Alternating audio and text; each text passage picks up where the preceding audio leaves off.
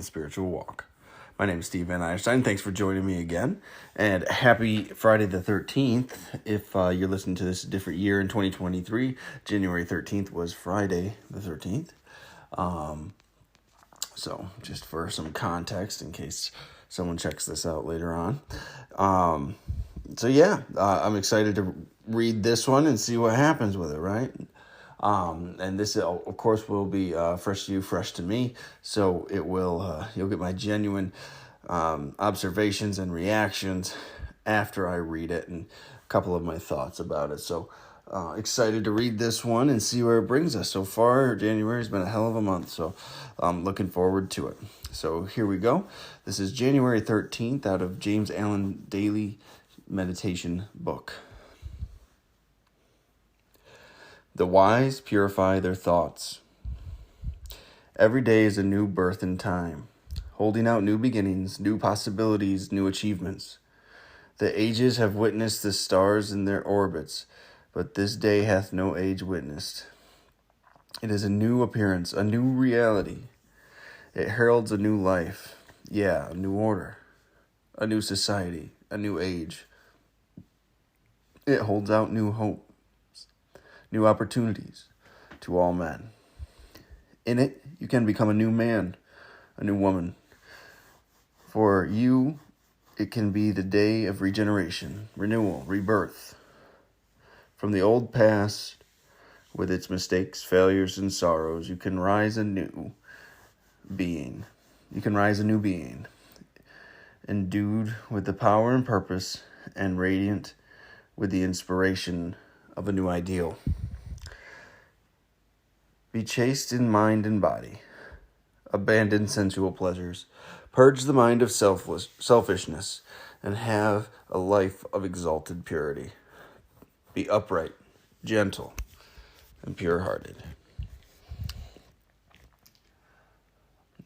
Man, I feel like that one should have been the January 1st reading in a lot of ways, because it's all about owning the day and rebirth and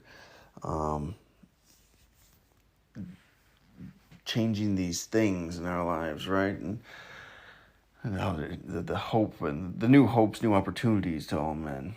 It's interestingly enough, New Year's gets all of this stuff associated with that. The people have a stroke of inspiration or have the motivation to do something different, to try and make an external change to change their life.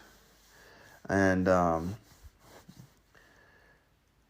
but the reality of it is that the wise purify their thoughts. That's what this opened up with. So to remember that the purity has to come from within.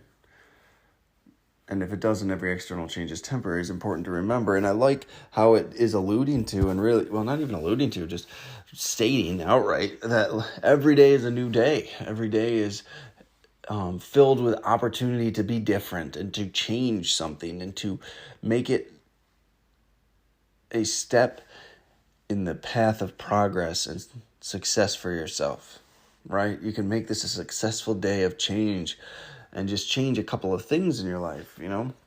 Every day is a new birth in time, holding out new beginnings, new possibilities, and new achievements. The ages have witnessed the stars in their orbit, but this day hath no age witnessed. It's a brand new day. It's a brand new day. You don't know what's going to happen. You may have seen Fridays before. You may have seen Fridays the 13th before, but you've never seen a January 13th Friday in 2023. This day is brand new and will fade into the past. And then tomorrow will also be brand new. And that was kind of a hard concept for me to understand. Everything's new, and we get to be different in every single moment. We get to change these little behaviors and thought patterns and take steps forward in a different path, even if they're slightly minor. That's where the progress comes from. Or if they're major.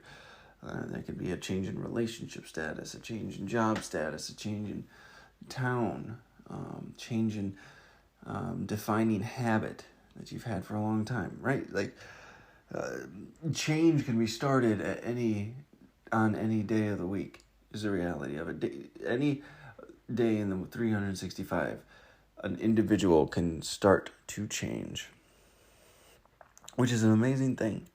There's hope there, right? Like if I embrace that principle that every day is the ability to change and start anew and start fresh, I don't worry about the past because I see it as a learning experience, and I bring what I need to bring into this moment now to be able to be successful in however I picture that being successful, and going on from there. And that's just a great portion of this. And that last little injection of lines there: be chaste in mind and body, abandon sensual pleasures, purge the mind of selfishness, and live a life of exalted purity. And then be upright, gentle, and pure-hearted. This is a pretty general guide to how to be, what the work actually entails. And chaste in mind and body, abandon sensual pleasures in the mind of selfishness. So, abandon the sensual pleasures outside of us. Don't pursue them to the degree at which we do. Allow them to be brought into our lives as they should be, when they should be, on a timeline that is not my own. And then it also says, purge the mind of selfishness. The self-centeredness and the selfishness of the human race is outstanding. We all are worried about how it's going to affect me. What am I going to do? And this, that, the other thing. And 9 other people can hear it and go, it has nothing to do with you. It's a very important perspective to make an attempt to change. And when you can actually do that, even in the slightest bit, you get to grow in these virtues that he was talking about. So just another great reading by James Allen, and just fantastic. I really enjoy jumping on and giving this podcast up just so people could kind of see what we're doing here. So thank you very much, and we will jump on again next time. Until next time, thanks.